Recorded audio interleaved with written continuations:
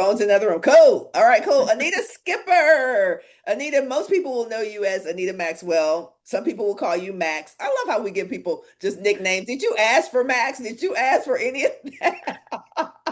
I did not. You did not ask for that, but I know you as a girl in the Metroplex, the DFW Metroplex, who was a superstar, and then we both were in the WNBA at the same time. But what most people don't know is how you came to basketball, because I also know you were a volleyball player. So when I throw all that at you, how did you land on basketball? Well, being in Dallas, you have athletics at our time. I don't know if they still do that, Mhm. but you play every sport. You go from volleyball to basketball to track, and that was just your routine. That was a class during the day. And I did love volleyball, but I didn't get many offers for volleyball. I was getting partial scholarships, and it wasn't that popular. My school wasn't known as a big sports school. Well, it was football, but that was it. Yeah. So I played basketball, and my basketball coach used to always tell me, because as far as I was concerned, I was quitting basketball after high school. And I was quitting every time we had to run, actually.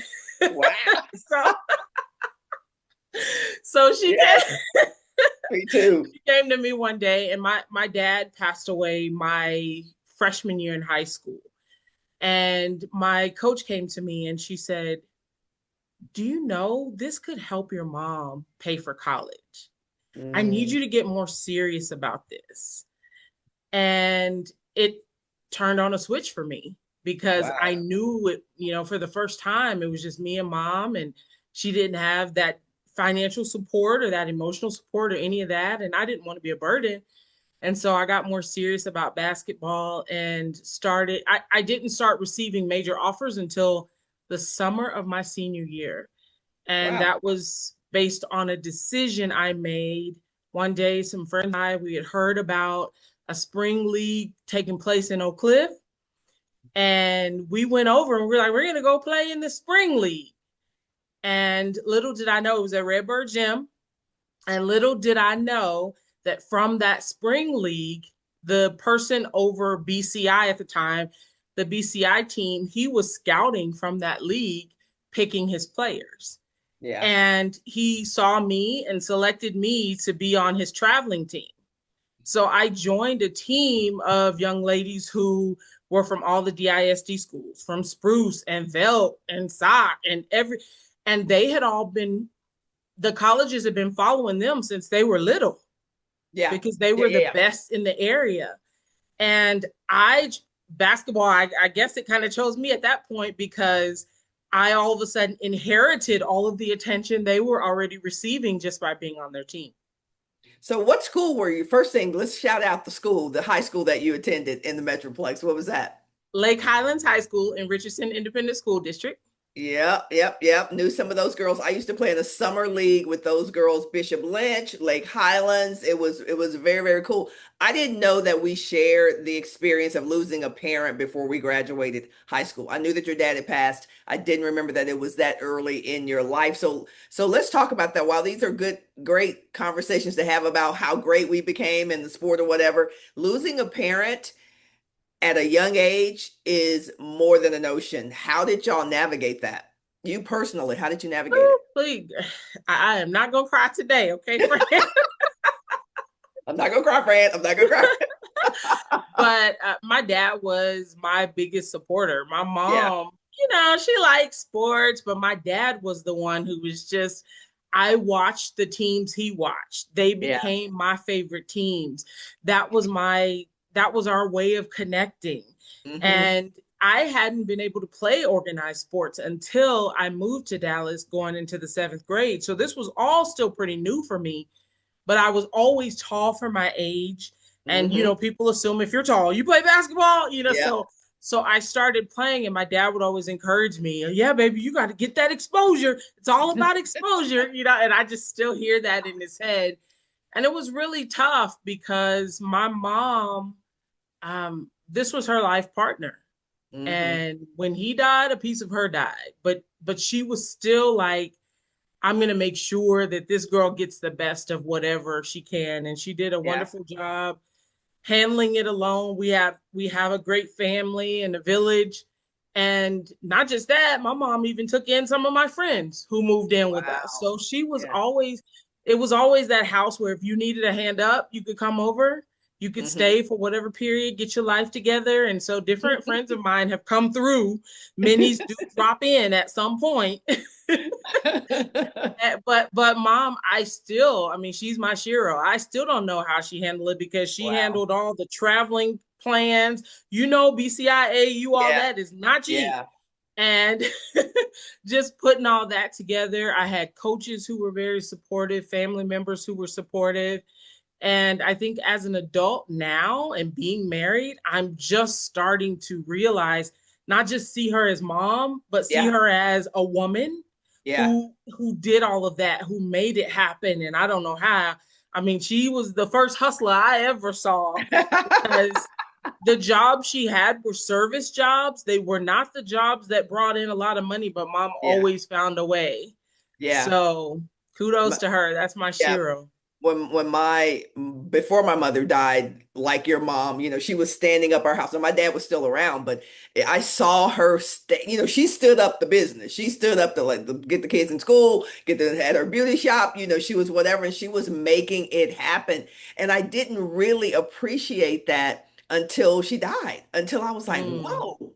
She was doing work, yeah. she was making sure we had everything we needed. And then when we didn't, having the hard conversation, like we're not going to be able to do that. So shout out to the moms and the dads And who yes. were taking one for the team in ways we had no idea what they were doing. So you make it through that year, those couple of years, without your dad, and you're starting to become a great athlete. And then it's time to go to college. And while there's NIL and unlimited visits today in 2026, what was the scenario for you? Well, I was probably way too cerebral for my age. And I made the decision, even before being selected for that spring league team, that I would sign early. Yep, Because in my mind, you wait late, you get hurt or something, and your opportunity may go away. totally. So after that summer, I started being recruited by pretty much every team in the country. Hmm. And I said, I'm signing early. And so I had 3 weekends before the early signing date. So that Okay. means I chose 3 schools to visit. And I did back to back, and I made a decision from there. And I had a little notebook when they came to my house. I had questions already for all the coaches. I was weeding them out based on, did your head coach show up or did you just send the assistant? How did they respond? And people would look at my mom like, do you have any questions? My mom like, she got this. I'm just here. I'm just here. Ah. And they were looking at me like, who is this kid with all these questions, right? Because other kids are probably just so fascinated by the name of the school. Totally. And that wasn't so important to me. Maybe it should have been, but it wasn't. And so I chose New Mexico State because I had really grown to like the head coach. My Hmm. mom really liked him. So that was one of my visits. My first visit was to Syracuse. And my third visit was to USC, South Carolina. Southern Cal. Southern Cal. Hmm. Yeah. And so Wow. from Go ahead. Go yeah, ahead. big swings. And in large part it was I've never been east, I've never been west. Let me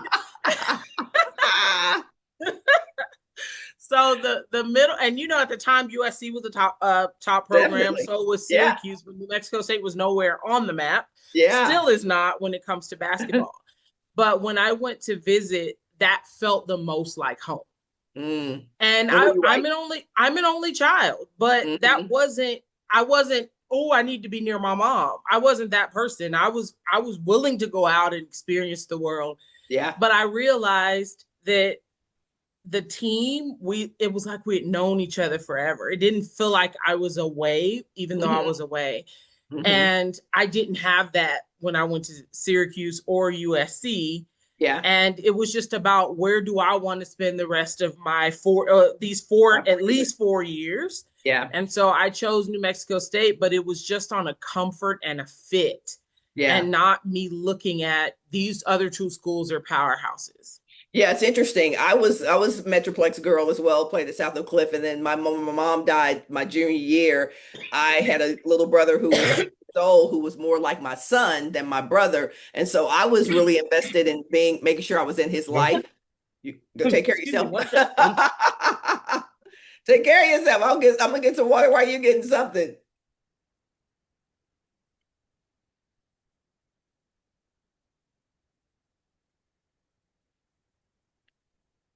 Sorry about that. I need some water. I'm in New Yep, Mexico. We get a lot of dust. dust. Well, I'm in Austin. We get a lot of pollen. Yes, Woo. that too. And it's blowing everywhere. So you ready? Yes. Yeah, so like you, difficult decisions to make about college. My mother died the year before my senior year, and I had a little brother who was 6 years old, and he was more like my son than my brother. And so I didn't want to leave him. I didn't want to go away from home. The problem with that was that I, like you, was like, here's my list. This is what I'm going to do. I look at SMU. I'm like, okay, this makes sense. It's in Dallas. I don't have to leave my baby. Great academic. The problem was SMU sucked. SMU sucked. So when I look at the whole picture, I was like, I'm gonna score all the buckets, but we ain't gonna win nothing. We ain't gonna beat Texas, who I was looking at. We're not gonna beat A&M. We're not gonna beat nobody, is really what I was saying. And so I committed to them because my heart was in Dallas. And a lot of people's like, you almost stayed at home for. I was like, I did. I was like that close. And then my oldest brother was like, let's open your recruiting. Let's check out Texas. They've been recruiting you, but let's check out, because I shut it down after I said I was going there. I was like, I don't need to look at these other places. I went to Austin, Anita. It was a wrap. Like It it was, was it was a wrap. Like you, Annette. I mean, I had the people. I was like, these are my people. yeah. And I did not feel that way at SMU. I had a good time, but I didn't feel like I already know these people. And that's Yes. amazing, right? That is amazing to have that experience. So you felt that way in the signing period. When you got there, was it everything you thought it was going to be? No. So the first week Tell of the team, tell the team. yeah, so I came into a program that had graduated seven seniors, and Ooh, they were bringing in seven freshmen yeah. and some transfers. And the coach that my mom liked so much and that I like so much, the first Mhm. day called us in and told us he was retiring. Come on, man. I'm moving to Arizona to open a deli. What? What? Are you telling me you didn't know that before? Yeah, You yeah, you got us in. Oh, people were not happy. yeah. And some people left. Hmm. But the first day, and I was like, oh my gosh, which is another reason why I tell people, yes, you want to like the coach, but you're really going to spend more time with the Yeah, program, the players, the because players. coaches may come and go. I mean, today players come and go too, so Hmm. that Hmm. changes. So my speech has to change to young people. Right. But his assistant coach came in and he inherited the team. And he sat us all down and he said, "Look, I'm hoping you guys will stay." Yeah. And to be honest with you, we have some juniors and some sophomores, and we have no film on them either because they didn't play behind the seniors. Wow. So everybody pretty much has a fair Hmm. playing field, is what he said. Hmm. You Hmm. come in and show me what you can do, you'll play. I don't. Nobody has an advantage at this point. Yeah. And so I ended up staying, and in large part because back then, if you transferred, you had to sit out, Yep. and I didn't want to do that. Yeah. I didn't want to be running and doing all the things except playing in the game and not traveling. I mean, Right. that's a deterrent for that was for me. Totally. And if you transferred in conference, it was 2 years. So Yeah. I did not want to do that. And so I stayed, and most of us did stay. And I, despite him saying we could all play and have a fair playing field, he still played the juniors. Yeah. So Busted. I always I didn't get to play until unfortunately one of my close friends got hurt. Mm. And it's one of those stay ready so you don't have to get ready Yeah. situations. She Yeah. got hurt against our arch rival UTEP, and he played me at the center position, and I'm not really a center, but he played me Right. at that position. And I played well. And he came up to me afterwards and he said, "You showed me what you can do." And I started every game after that. And that was Wow. like the sixth game into the season. Fortunate for you. I know a lot of people who sat on the end of that bench forever because coaches wouldn't give them a trip. Just curious, were you independently wealthy as a college student? Like how much money did you have as a college student? I had a cafeteria stipend where a little card that you could swipe in the calf and you got your little whatever Pell Grant situation you Yeah. had coming in. Yes.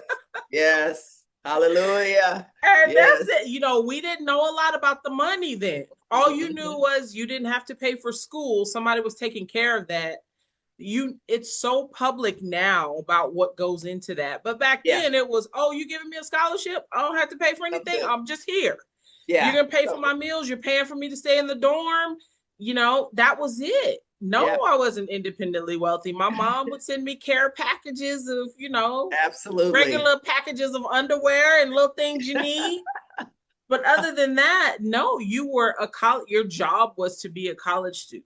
Yeah, and I think that's why some of us are really close to our college teammates. Somebody said to me, they were interviewing me maybe a month ago, and they said, there's something that happens in a relationship in college when you've been hungry with people. And I'm Yeah. like, baby, you have just said a word. Like we pinning our little quarters together, like we going to Jack in the Box, or how much you got, how much you got. Like that was a real thing with us.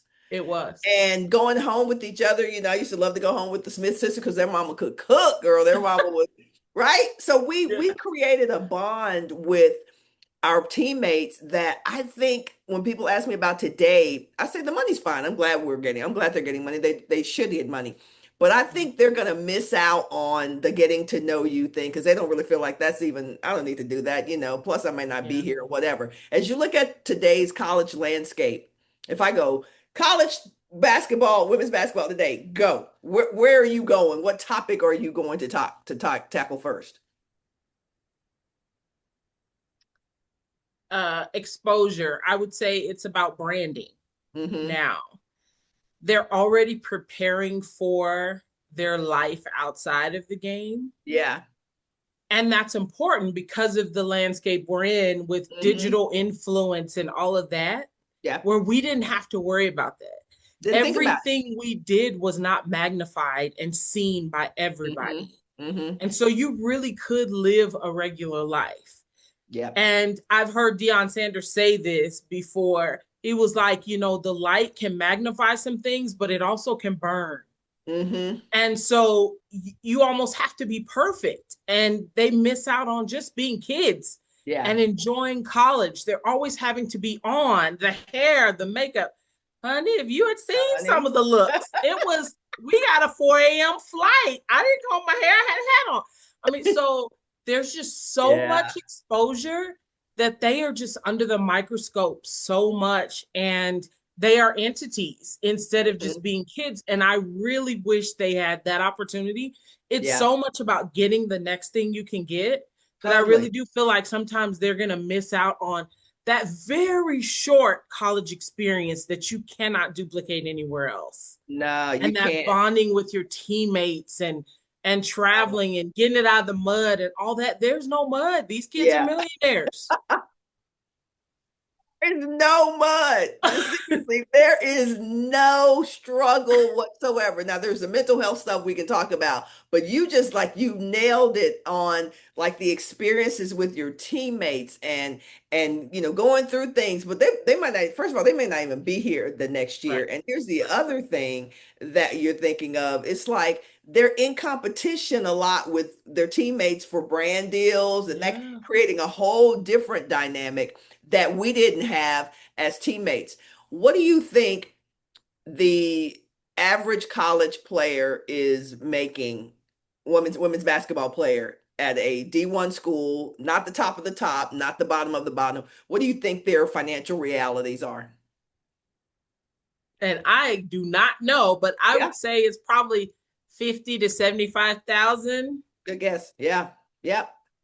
Very, very good guess. Yes. And because you're a financial person, I went there because that's your lane is think about the challenges that a lot of these kids and these young adults have because they went from literally started from the bottom. Now we're here. Like seriously, they went from zero in many cases to 50 grand, 100 grand, or whatever. What are you saying to a group of young women? And I'm going to stick with women. A group of young women basketball players who are in a room with us as WNBA formers talking about financial literacy, financial independence. What are you saying to them given the situation they're in?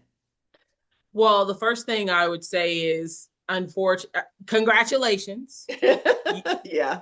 because there are so many before you who didn't even, we weren't able to have this conversation. So Yes. I'm glad to see that you are being paid for your name, image, and likeness, but Hmm. understand that at some point the ball stops bouncing for Yeah. us all, even the Sooner, best of us. sooner than you And think. yeah, the money you are making right now is probably more than some of your parents are making at home. Yes. And so please know that this is not reality. We get to play for a living, and that's you're going to spend the rest of your life doing other things other Hmm. than playing basketball much longer than you are right now. So this is Hmm. about helping you understand concepts at this point. Money doesn't just appear. If you make some decisions, certain decisions, you learn how to handle whatever amount, even if your next situation is not 50 to 75,000. Yeah. Because I want to ask you, I'm asking you, raise your hands. How many of you, if you needed to go out and get a job right now that was not basketball, how many of you think you would have any qualifications to do so? What would your Yes. resume look like?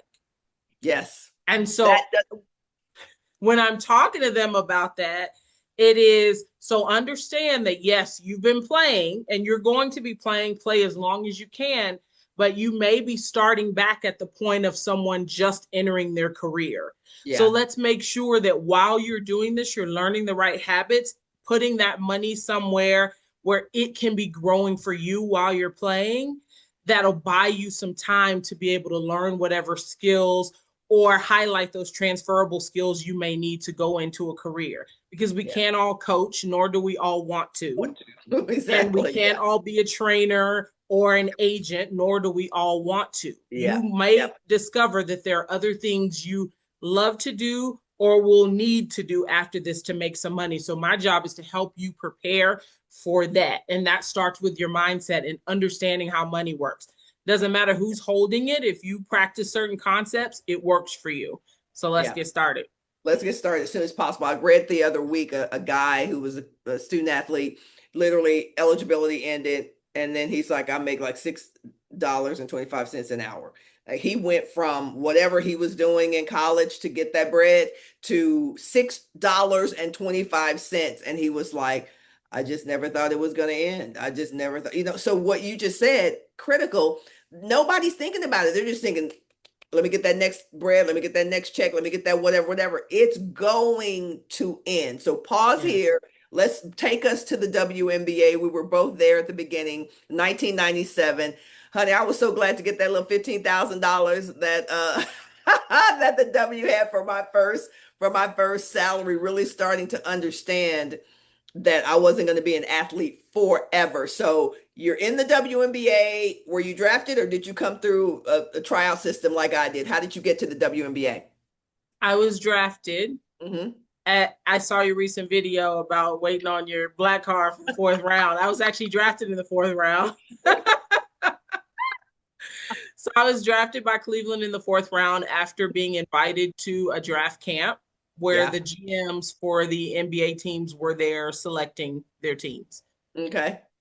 That's how you got there. So you get in the WNBA. What were you thinking it was going to be? Because we had seen leagues come and go. We saw the WBL with the Dallas Diamonds and the Chicago Hustle and all the Yeah. great Nancy Lieberman, Rita Swindell, people who played in those leagues. We had seen leagues come and go. There was a league that came after we won the national title in 1986. A league started like 2 weeks after that. We had one practice and then it was gone. Like that, those things were real. So what Yeah. were you thinking the WNBA was going to be like in 1997? Well, at the time, they also had the ABL running. That's right. So there was a whole conversation about which one's the better league. How are they Hmm. going to coexist? There's not enough money or interest in the Yes. women's game to even do so. And we didn't know. It was so unknown because I think going over, that was the summer of my first year. The Yeah. W started the year after I graduated. So I was going over it and they started talking about this WNBA. But once we started seeing the marketing dollars behind it, once we started seeing the NBA teams take ownership Yeah. of it, and Cheryl and Rebecca and Lisa and all them start to appear on commercials and all that, we're like, okay, this might be My plan. serious, right? Yeah, Yeah. because brand recognition is important, Hmm. especially when you're talking about people really hadn't gotten to see women on television. That was Yeah. new too. Very much So so. so we were excited. I didn't know that I would be drafted. I Hmm. actually was at home asleep and got a phone call. I was surprised because my whole career I had experienced from being from the small school Yeah. and not being selected and Mm. having to work double as hard as somebody else, and even if my stats were better. I was Yeah. not from the big schools, and I think we Yeah. saw that also on display last Hmm. night. Yeah, we did. Yeah, we That you did. often see that. So Hmm. I was surprised to even be drafted, but incredibly honored to be drafted as well. But we just had no expectation, just the idea of being able to play at home in Hmm. front of our families and not be, I was going to say not be in another country, but like you mentioned, the money was not that. It was going to Yeah. be both. It was Yeah. going to be, you're still going overseas and Yes. playing in the summer. And I Yeah. think they did a good job when they were thinking about it, in the sense that you were not competing against other Hmm. sports. You Hmm. chose that slot in the summer.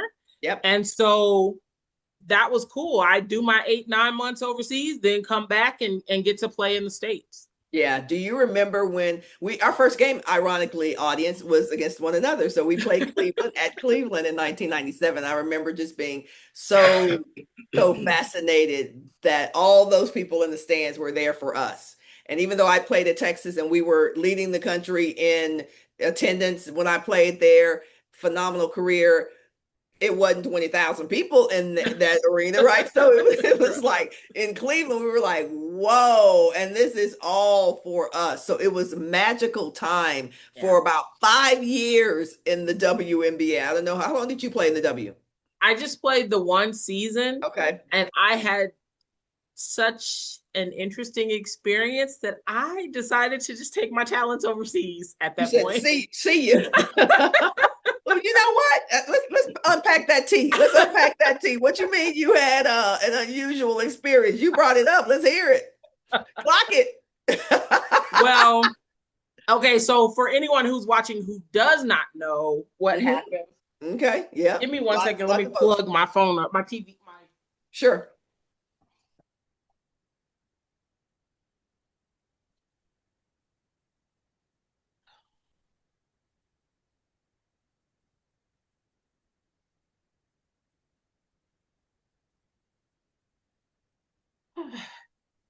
Okay, the light's back. All Okay. right.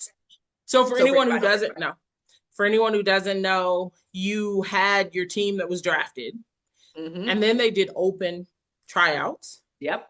And so players could come in, they could travel to whatever city they wanted to and try to make the team. Yep. And you didn't know that you weren't guaranteed. You just knew. You're thinking I've always heard drafted, so you're just on the team. But Yeah. I was on a team that our vets were awesome.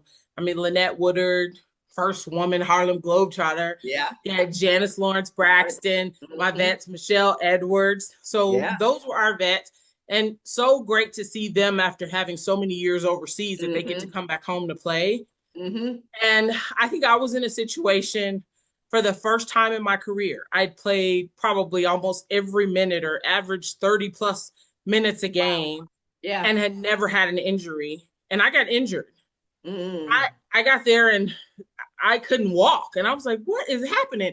Discovered that it was plantar fasciitis. So I was in Ugh. a boot for a while, Yeah. and I just happened to play for a coach, and I tell players this all the time: when you're considering a program, also look at the system.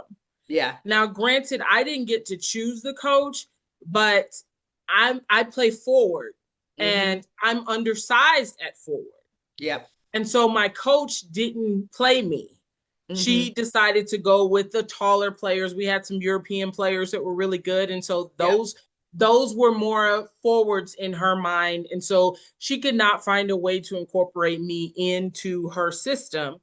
And I would often say to her at the time, Latasha Byers was in LA killing, shorter than me. Yep. And I would say, Coach, she was like, but you're going to have to guard the Lisa Leslie's and all them. I said, they have to guard me too. True. Yeah. And but it didn't matter. So Hmm. I didn't get the opportunity, and it just really soured my taste on the Yeah. W. I remember the next year Van Chancellor had reached out to me and said, come to Houston. So I went down to do like a little tryout the next year to see, and he didn't select me either. And Hmm. I was soured by the whole experience. Yeah. Not anything against the other people, but it really is about being in the right situation. And so Absolutely. going overseas, those teams wanted me. They Mhm. knew what my abilities were. They allowed me to do that, and I was able to have successful career over there. But it just wasn't that way in the W, so I didn't play after the first year. Yeah, I love the power of choice. I played on the Houston Comets team. I came through the tryout system, crazy 200 plus people trying out, got one of those spots, right? Van was like, hey, me and Kim Perrott, y'all are going to be our two. It's going to be great. As soon as I leave there, I'm like, cool, we dapping each other up. She's like, I'll see you at training camp. And then I get a call from the WNBA saying, well, Houston is going to put you in a developmental um, as a developmental player. I know Van is very high on you, but Mm-hmm. so they're telling me something he had not. He said one thing. He made one decision, and then they were like, "We gonna trump this, and we gonna do something else because we got other people, who Yeah. are." And I was like, "Listen, I was so pissed off. I was like, here I am getting ready to, drive off into the sunset for one last vacation before the WNBA season, and y'all playing these games this early, like totally. So I was like, okay, you know what? This is mine. So I'm going in, went to training camp, got my spot, didn't care about none of that stuff. But then I'm also playing the same position as Cheryl Swoops. Hello, right? So I got Cynthia Cooper. Cynthia, Cynthia Cooper's. If y'all don't know, y'all need to know what Cynthia Cooper was in the first 4 years of the WNBA. But then I'm playing. Cheryl was pregnant that year, so I'm like, okay, I'm good this year. And my whole thing, we're competitors. I'm not going to bow out just because you are a big name. Yeah. Because I Exactly. played at Texas and we were always competing against the absolute best. So I'm like, okay, well, so Cheryl's here. She'll be here next year. She's not pregnant, so I will just compete and we'll just see. They were like, yeah, no, that's not how that quite works. Like, these are the brands for our. So I went to Van. I was like, hey, listen, I competed for my time. I started some games here. I know how good I am. I know what I'm capable of, but I don't want to play the game of, even no matter how well I do, I still can't excel, Yeah. right? So I Exactly. said, trade me. And he was like, we just want a champion. Harris, we just want a championship. You sure you want to do that? I was like, I do. Because I want an opportunity. I'm not going to play it long. So I want my fair opportunity. So Yeah. Cheryl's coming back. Love Cheryl. Recruited Cheryl to come to Texas. Cheryl signed to Texas and then went to Texas Tech. Like, I know Cheryl. She deserves what she's going to be here. I don't want to be unhappy. And Right. so let me go compete in a fairer system. And so we did it. People thought I was crazy. Most people don't know that story. Like they were like, oh, you I got, did I was like, not know you I did. asked to be traded. I No. did. I did. I went to Van. I was like, trade me. And he was like, Yeah. Harris, we running it back. He was like, Brosville, like, we gonna run it back. And I said, yeah, but my role is gonna be different. My role is gonna be different with Cheryl at full speed, right? Cheryl was pregnant. She wasn't really there. And then when she came back, they started playing her. And I was like, wait a minute, what? Because this is the brand that we whatever. So I'm Yeah. already starting to see it. So it was tough for a couple of reasons. And I want everybody to listen because we're making tough decisions. Like most people don't know this underpinning of what happens. I'm a Texas girl, so I wanted to stay in Houston because that's where my family was seeing me play again. What? They were and I was like, okay, we're probably gonna win again. Okay. But I'm gonna be sitting on the bench. I'm gonna be playing 10 minutes, not 20. So I left and went to Yeah. Utah, which is that's a whole other interview, a whole other situation of a team like Houston where they want you, you're revered. You go to Utah and none of the amenities were what they needed to be. And I fought for that. And I got waived because I was doing CBA stuff way before people wanted you to be doing CBA stuff. I was doing union stuff like these conditions are, and they were like, "Oh, you gonna go from starter to wave." So I literally was starting it. Troublemaker. Good trouble. They don't even know they're benefiting from these things today. Anita, seriously. So it's like you think about that, you're like, well, I could have played probably 5 years in the league. And by the way, gotten some compensation for that now that they made the decision for it to be 5 years. But I did exactly what I needed to do. That's why I love your power of choice. You were like, you know what? This ain't for me. Yeah, Yeah. this ain't for me. I'm gonna go overseas. So you stop playing. When do you retire from basketball and move on to your non-sports career? 1999. Hmm. I knew I was done because I was starting to miss everything America, everything home. Mm. Yeah. And at first I was good. I mean, I remember I was dating a guy and I was like, "Hey," I went to him. I said, "Look, let's break up." And he was like, "What?" This this was my freshman. This is me going over the first year. He said, "You crazy?" I was like, "No, I mean, there's no problem. We're not upset with Yeah, anything, yeah. but I've already gone over it and I kind of like it. And I don't know how long I'll Mm. play. And I'd Hmm. rather know we're broken up than Yeah, to think that you're back here doing whatever and I'm not here because yeah, there's no telling how long I'll play. I like it. yeah. So I'm going to be gone 8, 9 months out of the year. That's not Hmm. fair to you.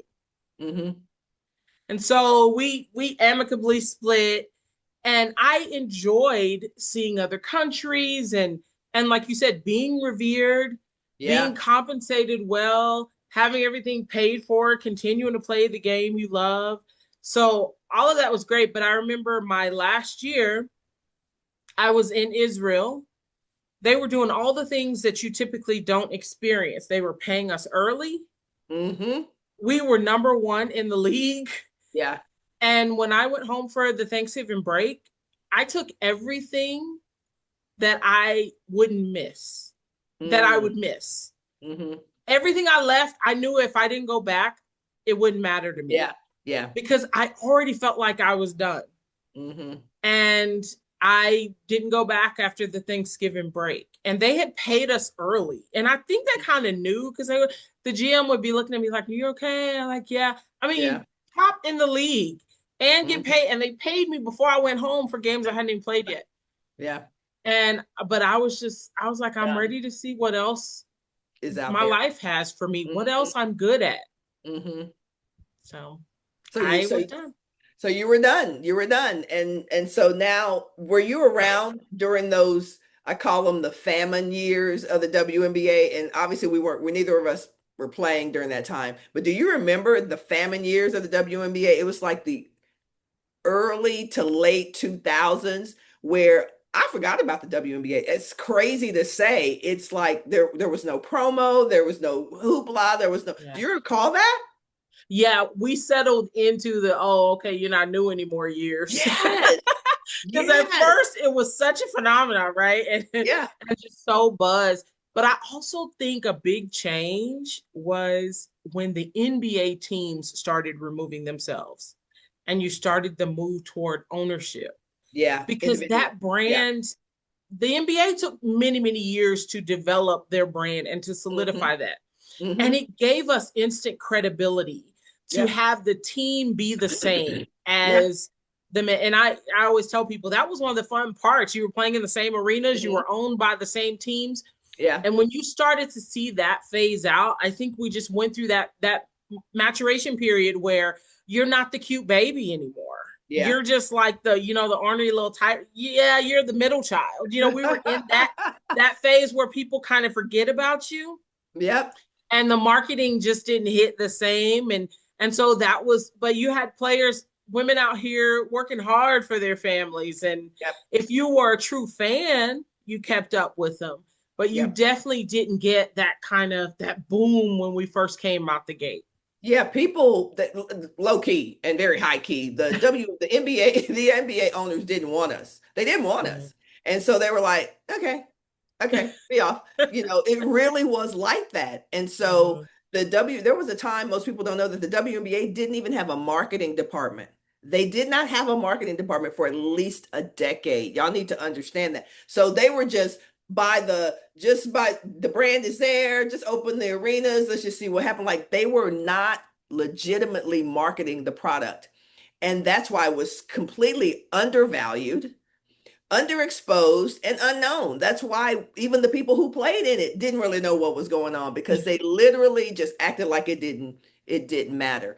And I couldn't believe that was happening. We also saw franchises dropping, franchises going belly up, and we saw The biggest ones, the Houston biggest. Comets. Yes, Houston Comets, Sacramento. These were vibrant markets, Yes. and all of a sudden gone, like poof, like they never existed. And I always thought that was a travesty that the ownership of the W, which by the way is also the NBA, didn't care enough to prop it back up. Yeah. And it really wasn't, we're going to turn this corner. It really wasn't until the sport propped it back up, until Yeah. women's basketball became, whoa, wait a minute, Angel, Caitlin, Juju, Yeah. like that. The W said, oh, okay. Oh, yeah, y'all woke me up out of my slumber. Okay, now we're going to do something. Let's call a thing a thing. That's what happened. It It was, is. It you know is. what I Follow the mean? money. The To money. follow the money. And now we are where we are today, which we turn the corner on where we are in this conversation. And it is the CBA just wrapped it up. And I don't know how you felt, but these past 2 weeks, I've been getting chills at little Black girls becoming millionaires every day. I don't like right now in this Yeah. moment, I Yeah. am emotional about that. How are you feeling Yes, about what's happening? definitely. Every time it comes across me, Yes, across my feed that says signed on the bottom, we're used to yes, seeing that from the men. And I'm yes, just like, and looking at the 60,000 to now making 270, and I'm like, yes. whoa. I mean, literally overnight, although Overnight. I hope they do realize it was not overnight, but it feels like overnight Yes, that yes, their yes. lives will change Totally. because now they can make different choices. Where for us, the choice Woo. was if you really want to take care of yourself or family, overseas is the only option. Yep. Go overseas. And Yep. now they can make those choices. You have companies who want to align with their brands. And so they can make money here. They are a product. Mm-hmm. And we were workers, kind of. I mean, but Yes. I mean, the truth is, and so I love it as well. I Yeah. I don't like all the negativity that comes with it. I don't Mm-hmm. like, people continuing to downplay the fact that these young ladies are out here balling. Yeah. They're not, this is the best of the best. Even Mm-hmm. players who are professional overseas are trying to get over here to play. Yeah. Yes. So I wish we appreciated that more, but I Mm-hmm. couldn't be more happy for them and proud to have been a part of that foundation because all of those, riding coach and the bus not pulling up on time and the flight being Yeah. delayed and laying in the airport for hours and being stranded, Ooh. all of that we Hallelujah. we share in, Yeah. this. And so Yeah. I hope the league recognizes us for that. Not just say it's 30 and Yeah. doesn't just recognize Cheryl, Lisa, and Rebecca, but Yeah. there were so many who you'll never know their names who were part of this league becoming what it is today. Yeah. And that's I'm glad you said that. That is my dream. That's why I'm doing this interview. That's why I'm doing a lot of the things that I do because you will not forget us. You will not forget the women even who came before us, but you're Yes. certainly not going to forget the people who propped up, who literally laid their lives down for the WNBA in Mm-hmm. 1996 when they announced it and then the first season in 1997. I will not let that happen. So as we wrap up, let's talk about what you're doing now and how people can plug in and tap into what you're doing. Ooh, I am at a crossroads in my life. I am Bum, bum, thinking bum, back. bum, bum. I'm sorry, I had Yeah. to do a little bone thug. No, you know what? And I think it's pretty interesting that I'm talking to you Mm, because I remember having a conversation with you some years back, which I just love you and admire you and I fangirl over you. So I I remember we were having a talk about just my business and where I wanted to go with it. yep. And you were like, you're gonna have to make some hard choices. You know, if you want this or that, you're gonna have to make some hard choices. And I won't go Yeah. into the details about it, but you probably I remember remember. that I conversation. remember. Absolutely. Yeah. And I am at that place where I am making those choices now. Mhm. I Mhm. still, I mean, I love what I do, but I feel like I need to go in a different direction with it. For the Yeah. last 14 years, I've been on the financial services side, Hmm. educating people, but also having products that Yeah. we sell. Hey, if you need this, then I can help you with insurance. I mean, Yeah. Yeah. Yeah. I am an insurance, life accident and health insurance agent. I'm a Hmm. mortgage loan originator. I am an investment representative, so I could help with all those things. Yeah. And I am moving in a different direction with it because in my mind, we are not at a shortage for information. The Yeah. information is at our fingertips. What we are struggling with is application. Yeah. And so I want to move more to helping people understand how things impact their lives more financially Hmm. and make some choices and not being driven by, hey, I got this product over here I can sell you. Yeah. Yep. But Yep. Yep. Yep. but Yep. just that part of it, more Hmm. consultative finances versus being tied to a particular agency where I Yeah. need to be beholden to that company or having some sort of conflicts of interest. So Yeah. I still any opportunity any opportunity I get, I work to educate people. For years, I've Hmm. always been the person people, oh, hey, I have this idea. What do you think about this before they make Yeah. that move? Yeah. And I've been pretty much giving my time and my information away. Yeah. And Yep. now I'm transitioning that into this is what I'll do. Yes, but would you like to book me? Yes. But Absolutely. I The will link is have, there. yeah, Hmm. yeah. I'll Hmm. have those times where I offer Sure. things for free, and I do it when we go to our retired players meetings and all of that. Yep. Yep. But just transitioning into being more about my brand versus Mhm. another company's brand. So I'm excited Yeah. about that. But if anyone has any questions about finances or wants to work with me or just understand something, but my sweet spot is going to be for those women who are just working really hard, maybe have great jobs, but Yep. often feel like, where does the money go? I don't have Yeah. anything to show for it. It, Yeah. it's here, but it's not here, and Hmm. helping them navigate that. Cool. And how can people get in touch with you? Is it LinkedIn the plug? Is it website? Where are you? Yeah, I'm on LinkedIn. I'm well, not everywhere. I'm on Instagram under Anita Maxwell Skipper. Okay. And I'm on Facebook under Anita Maxwell Skipper. I'm on LinkedIn. You can find me there as well. But hey, just reach out. I love talking to people and helping turn that light bulb on. I'm really passionate about working with younger people because I Yeah. think the younger you get your finances together, the better. If we Absolutely. look if we look at what's going on around in this world, most of my clients tend to be my age or older, and Hmm. often time is pushing them. It's a little too late to accomplish some of the things they want. So I Yeah. try to work with young people to say time is not your friend when it comes to money. You should have Absolutely. started when you were born. I mean, Yeah. that's really literally how long 100%. it takes to grow some things. So I'm really passionate about that. I'd love to be able to Love it. work with the league and start doing some things during orientation. I don't have the plug on that, Yep. but Yep. that Yep. would be great as well because I bring the experience of the league as well as the career, the experience for finances. So I'm excited that I can go in so many different directions now when I'm not under a particular brand For that sure. has restrictions. For sure. Last question. It is 2026, and you can enter the present space of women's basketball. You have your opportunity to go to any level you want. You can go back to high school, you can go to college, you can go to the W, you can do whatever you want. You get to pick your age and you get to pick your destination. What are you choosing and why? Oh my gosh. Good Woo! That is a good one. I would pick sophomore year one. in college. Okay.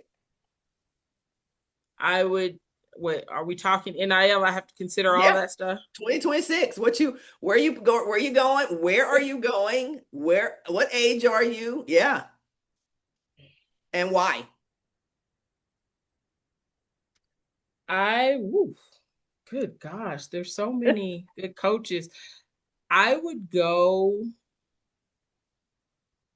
I'd I'd probably play for Don Staley at South Carolina Hmm. or Texas. Okay. Okay. And why? Yeah. I love South Carolina. That's where I lived last. I think it's beautiful. Yeah. And Dawn Staley's awesome. It'd be nice to be coached by her. But Mhm. she seems to have been able to create something that's never been done there. Yeah. And it's not just the state of South Carolina, it's her, it's the culture she's built. Yes. Absolutely. Uh, because nobody ever spoke of South Carolina for anything as it relates to women's 100%. sports. Yeah. And and I would do so because I think it would give me the opportunity to you can be on a team and be good but not have to be the man. Yeah. Like teams would play us going if you stop Anita, you stop New Mexico State. Yeah. Right. And I Exactly. would love to experience being on a team Mhm. where there are a lot of us who are weapons and I'm not having to be the man Yeah. or the woman, Yeah. So, and then for Texas, it'd be nice to just be home. And there Yes. was a situation with Texas. I don't remember if it was Texas or SMU. Rhonda Rampola was at SMU, Yes. but one of them, somebody had asked me why they mentioned that they'd let me get away out of state. Hmm. Hmm. And I was like, they didn't recruit me. Yeah. And somebody claimed that they did. And I was like, I would have known that. I would have remembered that. I Yeah. would have remembered that. Yeah. No Texas schools were really recruiting. Sending a letter is not recruiting me. Right. Right. And so I think Texas has, I have so many friends who went to Texas. I know Mhm. they have an incredibly active alumni base, Yeah. and you just don't get any bigger than Texas in the state of Texas. And Yeah. my family could still see me play with it being only a couple of hours away Yep. and know that you're going to always be competing against the best of the best. And my whole career was she's at the smaller school. Maybe she's not on this level. She's all American, but she'll be alternate all American or honorable mention. And it would Yeah. give me the opportunity to prove that I could compete against anybody they considered the best. And you would do Yeah. that night in and night out again on those teams. Boom. That is it. Anita, as always, it is great to see you. Fantastic to talk to you. I'm super excited about the new journey. I'm super excited about the new journey. Can't wait to have you on again to talk about how that's going in the future. So thank you very much. Thank you, Fran. Always great. Take All right, care. girl.